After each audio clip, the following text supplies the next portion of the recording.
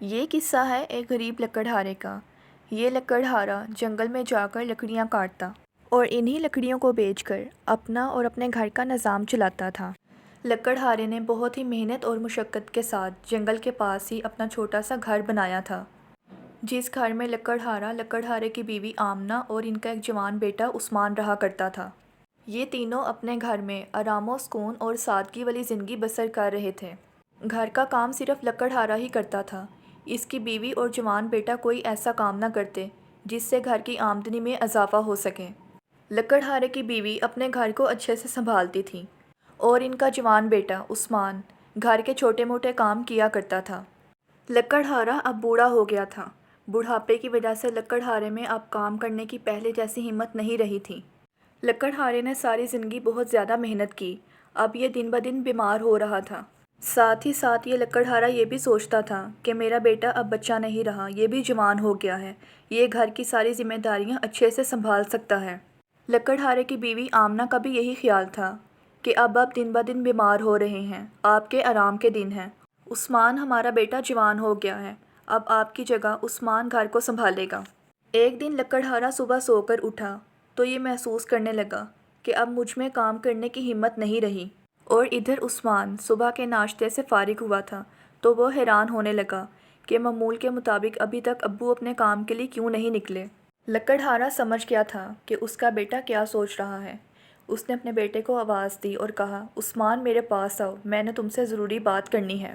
عثمان اپنے باپ سے کہنے لگا، جی ابا جان فرمائیے، آپ نے مجھ سے کیا بات کرنی ہے؟ سب خیریت تو ہے نا؟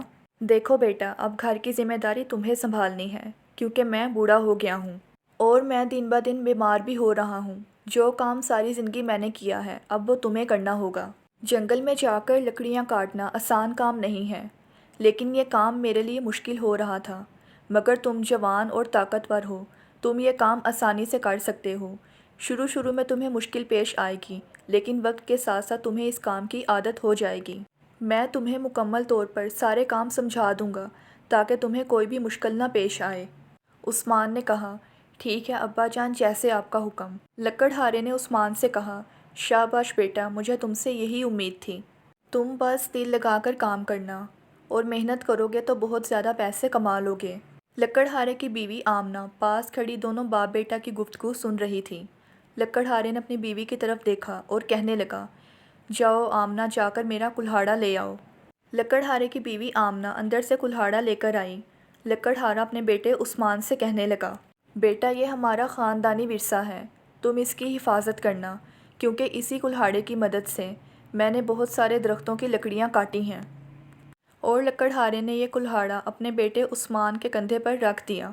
اب وہ اسے کام کے بارے میں سمجھانے لگا، اچھے درخت کہاں کہاں پر ہیں، لکڑیاں کیسے کاٹنی ہیں، اور ان لکڑیوں کو اکٹھا کر کے سر پہ رکھ کر شہر میں فروخت کرنے کے لیے کیسے لے کر جانا ہے۔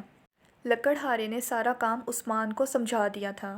عثمان اپنے باپ کی بات بہت زیادہ غور اور شوق سے سن رہا تھا۔ عثمان کا یہ شوق دیکھ کر اس کے ماں باپ دونوں بہت ہی خوش تھے۔ لکڑہارے نے اپنے بیٹے عثمان کو جو کام سمجھانا تھا جب اس نے سمجھا دیا تو وہ کہنے لگا، چلو عثمان بیٹا، آج سے یہ کام تمہیں شروع کرنا ہے۔ عثمان کی ماں نے عثمان کے گھر سے نکلنے سے پہلے اپنے بیٹے کو ڈھیروں دعائیں دیں، پھر عثمان نے یہ کلہاڑا کندھے پر رکھا اور اپنے کام کے لیے روانہ ہو گیا۔ عثمان جنگل کا راستہ اچھی طرح جانتا تھا۔ ابھی شام نہیں ہوئی تھی کہ عثمان اپنے باپ کی بتائی ہوئی جگہ پر پہنچ گیا۔ جنگل میں بہت سارے درخت تھوڑے تھوڑے فاصلے پر ایک ہی قطار میں کھڑے تھے۔ عثمان کو اس کے والد نے بتایا تھا کہ سب سے پہلے درختوں کی شاخیں کاٹنا شروع کرنا، یہ کام تمہارے لیے آسان ہوگا۔ جب عثمان نے شاخ کو کاٹنے کے لیے اپنا کلہاڑا اٹھایا تو اچانک اس کی نظر اس مقام پر پہنچی جہاں سے یہ شاخ شروع ہو رہی تھی۔ اس نے دیکھا کہ اس درخت پر تو چڑیوں نے اپنا گھونسلہ بنا رکھا ہے۔ یہ گھونسلہ دیکھ کر اس کے ذہن میں یہ سوال اٹھا کہ اگر میں نے یہ شاخ کاٹ دی تو کیا یہ گھونسلہ تباہ نہیں ہو جائے گا؟ اپنے سوال کا اس نے خود ہی جواب دیا اور کہنے لگا، بالکل، میرے یہ شاخ کاٹنے سے یہ گھونسلہ تباہ ہو سکتا ہے، اور یہ چڑیاں جو اس گھونسلے میں اپنی زندگی گزار رہی ہیں، یہ بیچاری تو اسی ٹائم نیچے گر کر مر جائیں گی۔ ابھی عثمان نے شاخ کو کاٹنے کے لیے کلہاڑا اٹھایا ہی تھا کہ ساتھ ہی اس کا ہاتھ رک گیا اور وہ کہنے لگا، نہیں، میں یہ ظلم ہرگز نہیں کر سکتا۔ میرے ابو نے مجھے جنگل لکڑیاں کاٹنے کے لیے بھیجا ہے۔ میں ان لکڑیوں کو بیچ کر پیسے کماؤں گا، لیکن یہ ان چڑیوں کے ساتھ ظلم ہوگا۔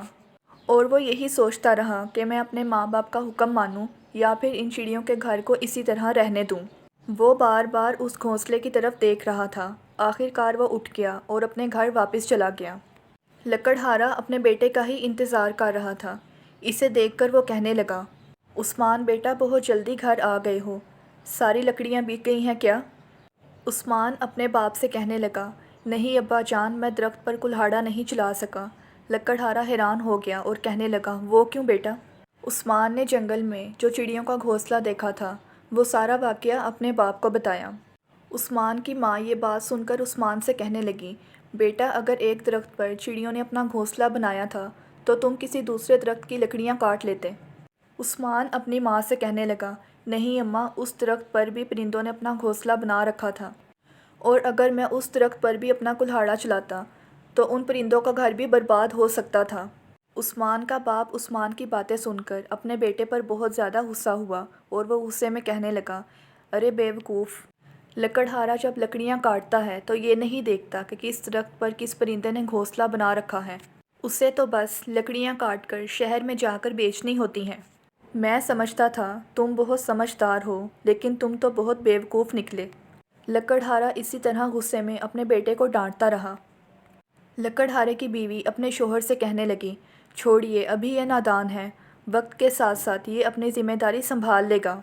اگلے دن کی صبح جب عثمان اپنے گھر سے کام کے لیے نکلنے لگا تو لکڑہارا اپنے بیٹے سے کہنے لگا، عثمان بیٹا، اب دھیان سے کام کرنا، کسی بھی درخت کو کاٹنے سے پہلے اس کے اوپر مت دیکھنا، اور ساری لکڑیاں کاٹ کر شہر میں بیچ کر ہی واپس آنا۔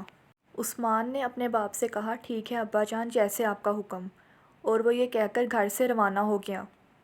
عثمان جب جنگل پہنچ گیا تو اس نے درخت کاٹنے سے پہلے درخت کے اوپر کی طرف نہ دیکھا۔ جب عثمان کلہاڑا چلانے لگا تو اس کی نظر اچانک زمین میں لگے جنگلی پھل کی طرف گئی۔ یہ دیکھتے ساتھ ہی عثمان کے ذہن میں سوال اٹھا، اگر میں اس شاخ پر کلہاڑا چلا دوں گا تو دوبارہ کبھی بھی اس شاخ پر پھل نہیں اگے گا، اور یہ اس درخت کے ساتھ زیادتی ہے، لہٰذا میں اس درخت پر کلہاڑا نہیں چلا سکتا۔ آخر کار عثمان اسی درخت کے نیچے بیٹھ گیا اور یہیں سوچتے سوچتے اسے شام ہو گئی۔ عثمان شام ہوتے ہی اپنے گھر واپس چلا گیا۔ لکڑہارا اپنے بیٹے کی طرف دیکھ کر خوش ہونے لگا اور اسے کہنے لگا، واہ عثمان بیٹا، آج تم دیر سے گھر آئے ہو، لگتا ہے آج میرے بیٹے نے لکڑیاں بیچ کر پیسے کمائے ہیں۔ عثمان اپنے باپ سے کہنے لگا، نہیں ابا جان، آج پھر میں درخت پر کلہاڑا نہ چلا سکا، اور عثمان نے اپنے باپ کو درخت نہ کاٹنے کی وجہ بتا دی۔ لکڑہارے نے جب اپنے بیٹے کی یہ ساری بات سنی تو وہ غصے سے آگ بگولا ہو گیا۔ ارے پاگل انسان، میں نے تمہیں جنگل میں لکڑیاں کاٹنے کے لیے بھیجا تھا اور تم جنگل میں درخت پر لگے پھل کو دیکھ کر خالی ہاتھ گھر لوٹ آئے۔ تم اپنی زندگی میں کچھ نہیں کر سکتے، تمہارا تو روز کا یہی کام ہے۔ عثمان اپنے باپ سے کہنے لگا، ابا جان، میرا اتنا حوصلہ نہیں کہ میں اس درخت پر لگے پھل کو نقصان دیتا، اور نہ ہی میرا اتنا حوصلہ ہے کہ میں اس درخت پر کلہاڑا چلاتا، اور اگر میں اس درخت پر کلہاڑا چلا دیتا تو شاید اس شاخ پر کبھی دوبارہ پھل نہ اگتا۔ لکڑہارے کو اپنے بیٹے عثمان کی باتوں پر بہت زیادہ غصہ آ رہا تھا کہ لکڑہارے کی بیوی آمنہ بولی، رہنے دیجیے، مت ڈانٹیے، آہستہ آہستہ ہمارے بیٹے کو اس کام کی سمجھ لگ جائے گی۔ لکڑہارا غصے سے عثمان سے کہنے لگا، آج تو میں تجھے تیری ماں کے کہنے پر چھوڑ رہا ہوں، میں نے تجھے معاف کیا، لیکن آئندہ اگر تم نے کبھی کوئی ایسی حرکت کی اور تم خالی ہاتھ گھر لوٹ کر آئے تو ہو سکتا ہے میں تمہیں گھر سے باہر نکال دوں۔ کچھ دن گزرنے کے بعد لکڑہارے نے اپنے بیٹے کو پرانے درختوں کا پتہ دیا اور کہنے لگا، اب کی بار گھر خالی ہاتھ لوٹ کر نہ آنا، درختوں کو کاٹ کر ساری لکڑیاں لے کر شہر میں چلے جانا، ان لکڑیوں کو بیچ کر پیسے کما کر لانا۔ عثمان اپنے باپ کی بتائی ہوئی جگہ پر جب پہنچا تو یہاں آ کر اس نے دیکھا کہ یہاں پر تو سارے درخت ہی بوڑھے ہو چکے ہیں، اور ساتھ ہی وہ سوچنے لگا، اگر میں ان بوڑھے درختوں کو کاٹ دوں گا تو یہاں سے آنے جانے والے مسافروں کو ان کی چھاؤں کیسے ملے گی، اور میں ان بوڑھے درختوں کو کاٹ کر بھی کیا کروں گا، لہٰذا میں ان بوڑھے درختوں کو کاٹ کر ان کے ساتھ زیادتی نہیں کر سکتا۔ آخر کار اس نے سوچا کہ اب میرا یہاں رکنے کا کوئی فائدہ نہیں، مجھے اب گھر واپس چلنا چاہیے۔ اور وہ اپنے گھر کی طرف چل پڑا۔ راستے میں واپسی پر اسے ایک نہر پڑتی تھی۔ اس نے اس نہر میں غصے سے اپنا کلہاڑا پھینک دیا اور کہنے لگا، نہ یہ کلہاڑا ہوگا اور نہ ہی مجھے یہ کام کرنا پڑے گا۔ اور جب وہ شہر پہنچا تو یہاں پر اس نے دیکھا کہ یہاں پر بازار میں بہت اچھی اچھی دکانیں ہیں۔ وہ سوچنے لگا کہ میں بھی ابا جان سے بات کروں گا اور اسی طرح بازار میں اپنی دکان لے کر اس میں کام کروں گا۔ عثمان جب شام کو گھر واپس لوٹا تو لکڑہارا اسے دیکھ کر خوش ہو گیا اور کہنے لگا، آج تو میرا بیٹا کافی پیسے کما کر لایا ہوگا۔ عثمان اپنے باپ سے کہنے لگا، نہیں ابا جان، آج پھر میں کسی درخت کو نہ کاٹ سکا اور خالی ہاتھ ہی گھر لوٹا ہوں۔ دراصل میں یہ چاہتا ہوں کہ آپ مجھے شہر میں دکان خرید دیں، میں اس دکان پر کام کروں گا۔ لکڑہارے نے اپنے بیٹے کی ایک بھی بات نہ سنی اور اسی وقت غصے میں اپنے بیٹے کو گھر سے باہر نکال دیا۔ لکڑہارے کی بیوی نے لکڑہارے کو سمجھانے کی بہت کوشش کی، لیکن اس مرتبہ لکڑہارے نے اپنی بیوی کی ایک نہ سنی اور غصے میں اپنے بیٹے کو گھر سے باہر نکال دیا۔ عثمان کو جب اس کے باپ نے گھر سے نکالا تو اسے نہیں پتا تھا آگے اس نے کہاں جانا ہے، لیکن پھر بھی وہ اللہ کی آس پر چلتا رہا۔ عثمان نے اتنا سفر طے کیا کہ اب اس میں ایک بھی قدم اور چلنے کی ہمت نہیں تھی۔ راستے میں چلتے چلتے عثمان کو ایک بہت ہی خوبصورت بنگلہ نظر آیا۔ یہ کچھ دیر کے لیے وہاں آرام کے لیے بیٹھ گیا کہ تھکاوٹ اور پریشانی کی حالت میں اسے وہاں نیند آ گئی اور یہ وہیں پر ہی سو گیا۔ اور ادھر لکڑہارا اور اس کی بیوی اپنے بیٹے کی جدائی پر بہت زیادہ رو رہے تھے۔ لکڑہارا پچھتا رہا تھا کہ آخر میں نے اپنے جوان بیٹے کو گھر سے باہر کیوں نکال دیا۔ ایک دن لکڑہارا اور اس کی بیوی اپنے بیٹے کو یاد کر کے بہت زیادہ پریشان ہو رہے تھے کہ اچانک ان کے دروازے پر دستک ہوئی اور ان کے دروازے کے آگے بہت ہی خوبصورت قسم کی گاڑی آ کر رکی۔ لکڑہارے نے جب دروازہ کھولا تو ایک آدمی باہر کھڑا تھا۔ لکڑہارا اس آدمی سے کہنے لگا، جی فرمائیے، کس سے ملنا ہے آپ نے؟ یہ آدمی لکڑہارے سے کہنے لگا، آپ کو اور آپ کی بیگم کو امجد صاحب نے اپنے بنگلے میں بلایا ہے۔ لکڑہارا اس آدمی سے کہنے لگا، مگر میں تو کسی امجد کو نہیں جانتا۔ یہ آدمی لکڑہارے سے کہنے لگا، آپ نہیں جانتے لیکن امجد صاحب کو تو ہر کوئی جانتا ہے۔ امجد صاحب بہت ہی رحم دل اور امیر انسان ہیں، لہٰذا آپ کو اور آپ کی بیگم کو میرے ساتھ چلنا ہوگا۔ یہ آدمی لکڑہارے اور اس کی بیوی کو اپنے ساتھ گاڑی میں بٹھا کر ایک بہت ہی خوبصورت بنگلے میں لے آیا۔ اس بنگلے میں بہت ہی خوبصورت باغ تھا جس میں ہر قسم کے پھول اور پودے لگے تھے۔ اور یہ سب دیکھ کر یہ دونوں میاں بیوی حیران رہ گئے کہ آخر اس خوبصورت جگہ پر ہمیں کس نے بلایا ہے۔ کہ اتنے میں ہی لکڑہارے کے بیٹے عثمان نے اپنے ماں باپ کو آواز دی، ابو امی میں یہاں ہوں۔ لکڑہارا اور اس کی بیوی اپنے بیٹے کو دیکھ کر حیران رہ گئے اور کہنے لگے، ارے عثمان، تم یہاں کیسے؟ عثمان نے اپنے ماں باپ کو ساری بات بتائی کہ جس دن ابو نے مجھے گھر سے نکالا تھا اس دن میں آرام کے لیے اس بنگلے کے آگے آ کر لیٹ گیا کہ مجھے اس بنگلے کے مالک امجد صاحب نے اپنے پاس بلایا۔ یہ میرے مالک امجد صاحب ہیں جنہوں نے مجھے اس بنگلے میں رہنے کی جگہ دی۔ امجد صاحب نے لکڑہارے اور اس کی بیوی سے کہا، آپ کا بیٹا بہت ہی فرما بردار ہے، یہ پودوں اور درختوں سے بہت ہی پیار اور محبت کرتا ہے، اس لیے میں نے آپ کے بیٹے کو اپنے باغ کی رکھوالی کے لیے ہمیشہ کے لیے اپنے پاس رکھ لیا ہے، اور آج سے آپ دونوں بھی اپنے بیٹے کے ساتھ اسی بنگلے میں رہیں گے۔ اور پھر یہ دونوں میاں بیوی اپنے بیٹے کے ساتھ ہنسی خوشی اسی بنگلے میں زندگی گزارنے لگے۔